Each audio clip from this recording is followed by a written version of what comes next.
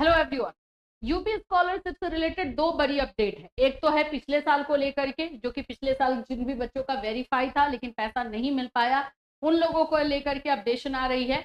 और दूसरा जो अपडेशन है न्यू सेशन के लिए है, उस पर भी कुछ नियमों में बदलाव किया जा रहा है। मैंने आप लोग को हर बार बताया है कि जब भी यूपी स्कॉलरशिप का फॉर्म फिलअप होने वाला होता है, उसके पहले कुछ चेंजेस किए जाते हैं और ये चेंजेस आप लोगों के लिए जानना बहुत जरूरी है अगर आप यूपी स्कॉलरशिप का फॉर्म भरने वाले हो। तो इस बार क्या है बदलाव और क्या क्या चीजों में चेंज आ सकता है, वो सभी चीजें हम डिस्कस करेंगे इस वीडियो में। सो फ्रेंड्स, चैनल पर पहली बार विजिट करें तो चैनल को सब्सक्राइब कर लेना, बेल आइकन को हिट कर देना। यहाँ पे आपको यूपी स्कॉलरशिप से रिलेटेड हर एक इन्फॉर्मेशन दी जाती है जो आपके लिए जरूरी है। सबसे पहले तो ये साइट, ठीक है, यूपी स्कॉलरशिप का अपडेशन क्या है।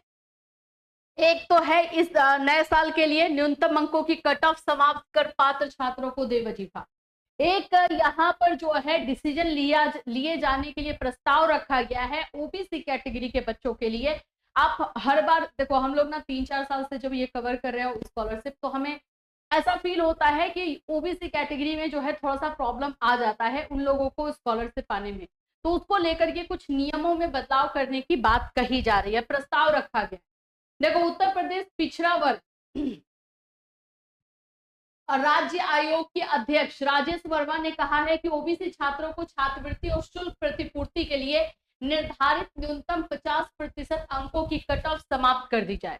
जो 50% रखा गया है कि 50% तक के लोगों को जो है ओबीसी कैटेगरी में मिलेगा ये आप लोगों को स्कॉलरशिप, उसको हटाने की बात की जा रही है।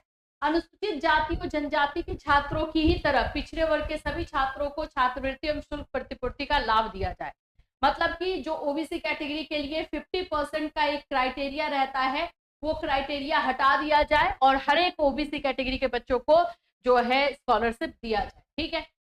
राजेश वर्मा की अध्यक्षता में बुधवार को इस संबंध में बैठक आयोजित की गई थी। इसमें योजनाओं को लागू करने में आ रही समस्या पर विचार किया गया है। आयोग के अध्यक्ष ने योजना को और अधिक प्रभावी बनाने के निर्देश देते हुए कहा कि छात्रों की मदद के लिए एक हेल्प डेस्क, और दूसरा जो है बोला गया है कि स्टूडेंट्स के मदद के लिए हेल्प डेस्क की जो है हेल्प डेस्क सेंटर खोला जाए, ताकि बच्चों को जो भी इश्यू होते हैं, जो भी प्रॉब्लम्स होते हैं, वो यहाँ से अपना क्वेश्चन पूछ करके सॉर्ट आउट कर ले।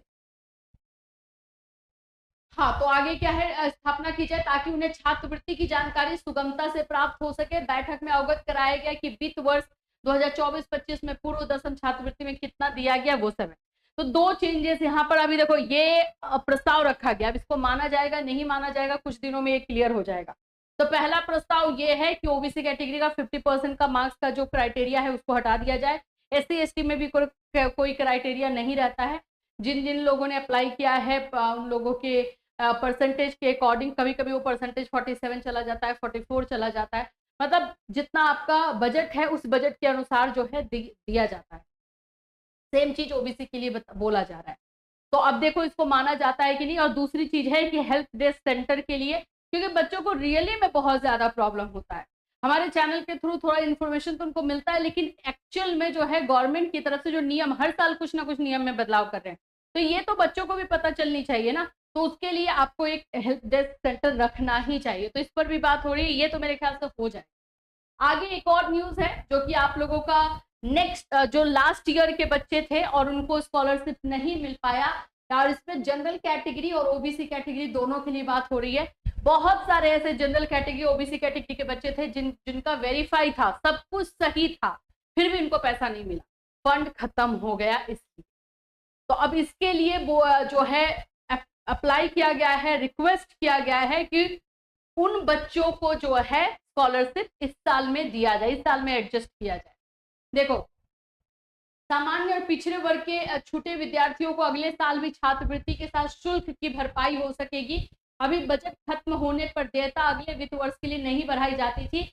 इससे तमाम पात्र छात्र योजना का लाभ पाने से वंचित रह जाते थे। नियमों में बदलाव के लिए समाज कल्याण विभाग में शासन को प्रस्ताव भेजा जा चुका है। तो मतलब ये कहने का है कि जैसे देखो 2024-25 है, ठीक है, इसमें जो है कुछ जनरल कैटेगरी ओबीसी कैटेगरी के बच्चे थे जिनको कि नहीं मिला क्योंकि फंड खत्म हो गया। तो उनको जो है नेक्स्ट ईयर जब होगा 25-26 वाला जो सेशन है, ये वाला सेशन, इसमें भी इनको इंक्लूड किया जाए और दिया जाए। पात्र है मतलब परसेंटेज अच्छा है तो उनको इसमें भी मिल जानी चाहिए, और इसके लिए प्रस्ताव भेजा गया है, इसको एक्सेप्ट किया जाएगा तो फिर आप लोगों को इस साल भी मिल सकता है।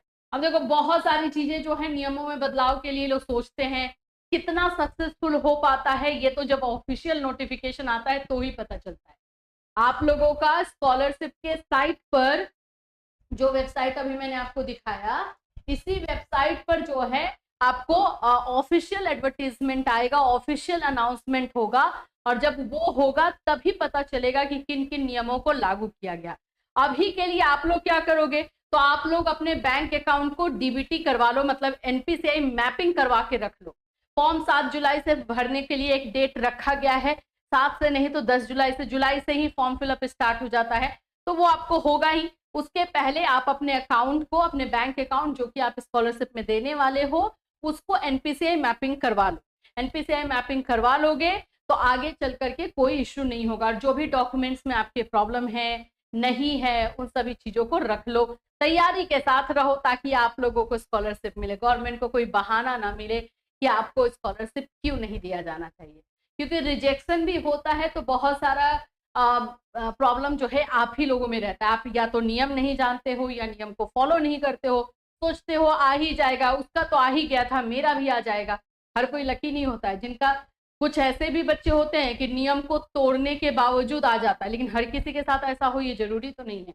तो चलो, यूपी स्कॉलरशिप से रिलेटेड फिलहाल के लिए यही अपडेट है। जैसे जैसे अपडेट आती जाएगी, आपको पता है हम लोग यूपी स्कॉलरशिप से रिलेटेड हर एक छोटी से छोटी अपडेट आपको देते हैं, ताकि आप अवेयर रहिए और अपने आप को प्रिपेयर रखिए।